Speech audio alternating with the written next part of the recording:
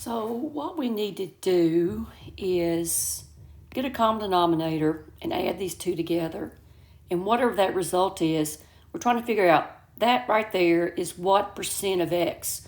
What percent of x? We'll just put it in the numerator over x. Okay? So common denominator would be 100. What do I need to multiply 50 by to give me 100? 2. So I got to multiply the top by 2, and that gives me 2x. What do I need to multiply 25 by to give me 100? 4. That'll give me 4x. So that's 6x over 100. Reduced by 2, that's 3x over 50. Now take 3x over 50 and put it over x. So that's a complex fraction.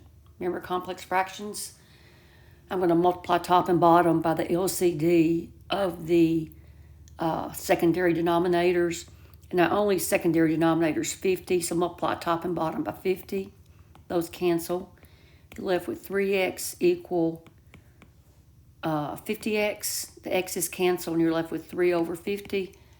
But I look at my answers, and they are in terms of percents. So 3 divided by 50. Put your decimal point up there.